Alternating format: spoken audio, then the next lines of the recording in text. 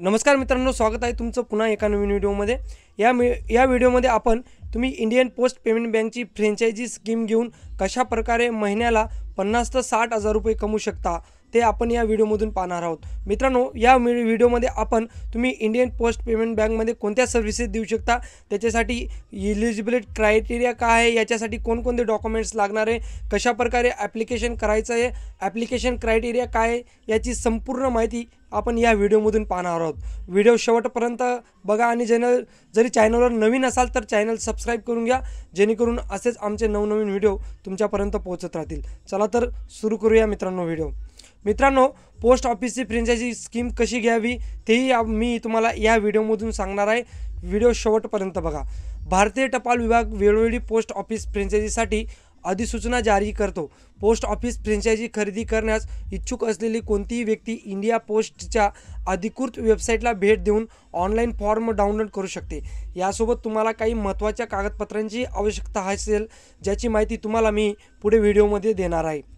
मित्रांनो, टपाल विभागाने आउटलेट उघडण्यासाठी दिलेला हा एक प्रकारचा फ्रँचायझी आहे। तुम्ही याला एक प्रकारची योजना म्हणून देखील पाहू शकता, जिथे गुंतवणूक करणे तुमच्यासाठी खूप फायदेशीर ठरू शकते। देशातील कोणताही नागरिक टपाल खात्याची मताधिकार घेऊ शकतो, मग तो कोणताही राज्यातील शहरी किंवा ग्रामीण भागात राहत असो। बघा मित्रांनो, या टपाल विभागाची जी फ्रँचायझी स्कीम आहे ती कोण घेऊ शकतं, तर शहरामध्येही आणि ग्रामीण विभागामध्ये जरी तुम्ही राहत असाल तर तुम्ही याच्यासाठी एलिजिबल आहे, याच्यासाठी तुम्ही पात्र ठरत आहात। टपाल विभागाचा हा उपक्रम देशातील प्रत्येक सुलभ आणि दुर्गम भागात पोस्ट ऑफिस आउटलेट्स उघडता यावा आणि त्याद्वारे नागरिकांना कोणत्याही अडचणीशिवाय सर्व सुविधा उपलब्ध करून देता येतील, या उद्देशाने सुरू करण्यात आलेला आहे। ही फ्रँचायझी घेण्यासाठी अर्जदाराला 5,000 रुपयाची गुंतवणूक करावी लागेल, जे की सिक्युरिटी मनी म्हणून जमा केले जाईल। बघा मित्रांनो, याला जेव्हा तुम्ही ॲप्लिकेशन कराल तेव्हा तुम्हाला 5,000 रुपयाची डिपॉझिट लागेल। ती तुमची सिक्युरिटी डिपॉझिट असेल। जेव्हा तुमची फ्रँचायझी बंद पडेल किंवा तुम्ही जेव्हा फ्रँचायझी बंद करण्याचा विचार कराल तेव्हा तुम्हाला हे रिफंड पॉलिसीमध्ये असेल। बघा, आता फ्रँचायझी पोस्ट ऑफिसची कशी मिळवायची आहे, याच्यासाठी कशा प्रकारे प्रोसेस करायची, यासाठी तुम्हाला अर्जदार प्रथम इंडिया पोस्टच्या अधिकृत वेबसाईटला भेट देऊन अर्ज डाउनलोड करणे आवश्यक आहे किंवा संबंधित विभागाच्या कार्यालयातून मिळू शकतो। फ्रँचायझीसाठी अर्ज प्राप्त केल्यानंतर त्यात विचारलेली सर्व माहिती भरा। यानंतर तुम्ही सर्व संबंधित आवश्यक कागदपत्रे देखील संलग्न करा आणि पोस्टल विभागीय कार्यालयात जमा करा। यानंतर ASP किंवा SDI अहवालाच्या आधारे संबंधित विभागीय अधिकारी तुमच्याद्वारे सादर केलेल्या अर्जावर विचार करतील आणि गुणवत्तेनुसार 14 दिवसांच्या आत फ्रँचायझी निवडतील। बघा, ही अर्ज प्रोसेस कशी आहे, तर तुम्हाला ऑफिशियल वेबसाईटवर जाऊन तो अर्ज डाउनलोड करायचा आहे PDF स्वरूपात, त्याची प्रिंटआउट काढून तो भरायचा आहे। त्याला जेवढे डॉक्युमेंट्स जे त्यांनी मागितले ते सगळे डॉक्युमेंट्स तो याला अटॅच करायचे आणि तो तुमच्या डिस्ट्रिक्ट पोस्ट ऑफिसला जमा करायचा आहे। त्यानंतर 14 दिवसात तुमचं ॲक्सेप्ट की रिजेक्ट असं स्टेटस तुम्हाला तुमच्या मेल किंवा तुम्हाला SMS द्वारे येईल। आता बघा, फ्रँचायझी टाईप 2 आहेत, जे की काउंटर सेवा आणि एजन्सी, याच्यामध्ये 2 फ्रँचायझी स्कीम आहे। तर आपण काउंटर सेवामध्ये कोणकोणते आहेत ते बघू। काउंटर सेवेशी संबंधित फ्रँचायझी फक्त त्या ठिकाणी दिली जाईल जिथे भारतीय टपाल विभागाद्वारे पोस्ट ऑफिस उघडता येत नाही। वास्तविक भारतात अशी अनेक शहरे आणि क्षेत्रे आहेत जिथे पोस्ट ऑफिस नाहीत आणि या भागात फ्रँचायझीद्वारे पोस्ट ऑफिस आउटलेट उघडण्याची योजना भारतीय टपाल विभागाने तयार केलेली आहे, जेणेकरून या भागात टपाल विभागाची काउंटर सेवा सुरू करून येथील नागरिकांनाही टपाल कार्यालयाची सुविधा मिळू शकेल। बघा, काउंटर सर्व्हिसमध्ये तुम्ही अशा प्रकारे उघडू शकता। आणि तेच जे आउटलेट सर्व्हिसमध्ये काय काय सुविधा आहेत, म्हणजे पोस्ट विभागाअंतर्गत दिलेल्या फ्रँचायझीमध्ये फक्त काउंटर सेवा पुरवल्या जातील, तर वितरण आणि प्रसारणाची जबाबदारी पोस्ट विभागाकडे राहील। हे फ्रँचायझी मॉडेल केवळ महानगरे आणि त्यांच्या आसपासच्या शहरांसारख्या वेगाने वाढणाऱ्या भागात लागू केले जातील। फ्रँचायझी उघडणाऱ्या लोकांकडून फ्रँचायझीच्या कामगिरीची पोस्ट विभागाकडून वर्षातून 2दा आढावा घेतला जाईल। यापैकी पहिला रिव्ह्यू फ्रँचायझी उघडल्यानंतर 6 महिन्यानंतर आणि दुसरा रिव्ह्यू पुढील 6 महिन्यानंतर। जेव्हा तुम्ही आउटलेट उघडणार तेव्हा ऑडिट होईल 6 महिन्यानंतर आणि पुढच्या 6 महिन्यानंतर। त्यानंतर पोस्ट ऑफिस हा निर्णय घेईल की पुढे तुमची ही सर्व्हिस कायम ठेवायची की नाही। त्यानंतर बघा, याच्यामध्ये तुम्ही काय काय सेवा देऊ शकतात ते म्हणजे नोंदणीकृत लेखांचे बुकिंग याच्यासाठी तुम्हाला कमिशन असेल ते म्हणजे 3 रुपये. स्पीड पोस्ट आर्टिकल बुकिंग याच्यासाठी तुम्हाला 5 रुपये कमिशन असेल.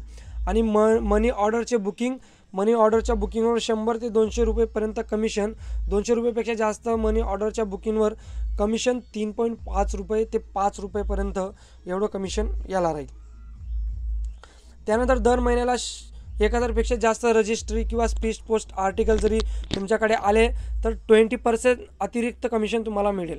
त्यानंतर टपाल तिकीट आणि पोस्टल स्टेशनरी आणि मनी ऑर्डर फॉर्मच्या विक्रीवर कमिशनही तुम्हाला मिळणार आहे. रिटेल सर्व्हिसेसमध्येही तुम्हाला 40% कमिशन भेटेल. असा याचा कमिशन चार्ट आहे मित्रांनो. बघा याच्यामध्ये तुम्ही आता काय काय सर्व्हिसेस देऊ शकता ते म्हणजे पोस्ट ऑफिस आउटलेटमध्ये घेऊन तुम्ही खालीलपैकी गोष्टी विकू शकता. त्या म्हणजे स्टॅम्प आणि स्टेशनरी, ई गव्हर्नन्स प्रकल्प, register post, speed post article, bill, कर वसुलीचे कामं, पेमेंट सेवा व्यवसाय, पोस्टल लाईफ इन्शुरन्स व्यवसाय इत्यादी तुम्ही सर्व्हिस आउटलेटच्या माध्यमातून देऊ शकता. मित्रांनो, प्रत्येक व्यवसाय चालू करण्याचं म्हटलं तर त्याला इन्व्हेस्टमेंट ही लागतेच. म्हणून पोस्ट ऑफिसच्या फ्रँचायझीला तुम्हाला इन्व्हेस्टमेंट लागणार आहे. ती म्हणजे या फ्रँचायझीसाठी तुम्हाला 1 ते 2 लाख रुपये खर्च करावे लागतील. यासोबत टपाल विभाग ज्या लोकांना फ्रँचायझी देण्यासाठी निवडेल त्यांना सुरक्षा ठेवही जमा करावी लागेल, जे की 5000 रुपये आहे. नियमानुसार पोस्ट विभागाने किमान सुरक्षा ठेव रक्कम ही 5000 रुपये निश्चित केलेली आहे. मित्रांनो, आता याच्यासाठी डॉक्युमेंट्स काय काय लागणार आहे तेही पाहूया आपण. पोस्ट ऑफिस फ्रँचायझीसाठी घेण्यासाठी तुम्हाला अर्ज करावा लागेल. फॉर्मसोबत तुम्हाला काही महत्त्वाच्या कागदपत्रांचीही आवश्यकता असेल. येथे आपण त्या कागदपत्रांचं नावं पाहूया. तुम्हाला वयाचा पुरावा म्हणजे याच्यात आधार कार्ड, जन्म प्रमाणपत्र, 10वी मार्कशीट, शैक्षणिक प्रमाणपत्र, पॅन कार्ड, पासपोर्ट आकाराचा फोटो, पत्त्याचा पुरावा आणि संबंधित कागदपत्रे, POPची प्रत, टपाल विभागातील पेन्शनधारक असल्यास. या संदर्भात अधिक माहितीसाठी या व्हिडिओमध्ये तुम्ही PDF जी या व्हिडिओच्या डिस्क्रिप्शनमध्ये जी PDF लिंक आहे तिथे जाऊन तुम्ही सगळी माहिती वाचू शकता. तर मित्रांनो, तुम्हाला असं नाही की तुम्ही अर्ज केला म्हणजे तुमचं ॲप्रूव्ह झाला आणि तुम्हाला इंडियन पोस्ट पेमेंट बँकची फ्रँचायझी मिळेल. तर याला सिलेक्शन प्रोसेस आहे. ती सिलेक्शन प्रोसेस कशा प्रकारे होते, तुम्हाला ज्या भागात फ्रँचायझी घ्यायची आहे त्या क्षेत्रात संबंधित विभागीय प्रमुखाला ASP किंवा SDIद्वारे अहवाल सादर केला जाईल आणि त्या अहवालाच्या आधारे विभागीय प्रमुख त्या व्यक्तीची निवड करेल जो फ्रँचायझी घेण्यास पात्र असेल. अधिसूचनेनुसार हा अहवाल ASP आणि SDIद्वारे पोस्ट ऑफिसच्या विभागीय प्रमुखांना अर्जात भरलेल्या माहितीच्या आधारे दिला जाईल. म्हणजेच त्या लोकांना अर्ज भरलेल्या माहितीच्या आधारे ASP आणि SDIद्वारे अहवाल तयार केला जाईल. फ्रँचायझी घेण्यासाठी दिलेल्या अर्जाच्या 14 दिवसाच्या आत त्या अर्जाचा अहवाल ASP किंवा SDI यांना विभागीय प्रमुखांकडे सोपवावा लागेल. त्यानंतर विभागीय प्रमुख ज्या व्यक्तीची निवड करतील त्या व्यक्तीला मेमोरंडम ऑफ ॲग्रीमेंटवर साईन करावे लागेल आणि त्यानंतर त्या व्यक्तीशिवाय मेमोरंडम ऑफ ॲग्रीमेंटवर 2 साक्षीदारांच्या स्वाक्षऱ्याही लागतील. त्यासाठी तुम्हाला मेमोरंडम ऑफ ॲग्रीमेंट स्वाक्षरी करण्यापूर्वी तो नीट वाचा. मित्रांनो, ज्या त्या फॉर्मच्या टर्म्स अँड कंडिशन आहे किंवा या फ्रँचायझीच्या टर्म अँड कंडिशन त्या व्यवस्थित वाचून घ्या, जेणेकरून पुढे गेल्यावर तुम्हाला काही अडथळा होणार नाही. करारावर स्वाक्षरी केल्यानंतर तुम्हाला फ्रँचायझी मिळेल. तथापि फ्रँचायझी सुरू करण्यापूर्वी त्या व्यक्तीला पोस्ट ऑफिसमध्ये कसे काम केले जाते याचे प्रशिक्षणही दिले जाईल. ते लोक फ्रँचायझी घेण्यासाठी अर्ज करतील केवळ अशा लोकांना प्राधान्य दिले जाईल जे पोस्टल पेन्शनधारक असतील. अर्ज करणाऱ्या व्यक्तींना प्राधान्य दिले जाईल ज्यांना संगणकाचे चांगले ज्ञान आणि जे संगणक सुविधा प्रदान करण्यास सक्षम असतील. बघा, 2 मेन क्रायटेरिया तिथं. जरी पोस्टल म्हणजे जुना एम्प्लॉई असेल पोस्टचा, त्याला प्रथम क्रमांक दिला जाईल आणि त्यानंतर ज्या व्यक्तींना चांगला संगणकाचं नॉलेज असेल, म्हणजे उदाहरणार्थ CCC किंवा MSCIT जर तुम्ही केलं असेल तर तुमचा हा ॲडिशनल पॉईंट त्या फॉर्ममध्ये पडेल आणि तुमची निवड होण्याचे चान्स हे इन्क्रीज होतील. तर मित्रांनो, अशा प्रकारे तुमची सिलेक्शन प्रोसेस होती. त्यानंतर आता पाहूया आपण की तुम्ही तो फॉर्म कसा डाउनलोड करू शकता.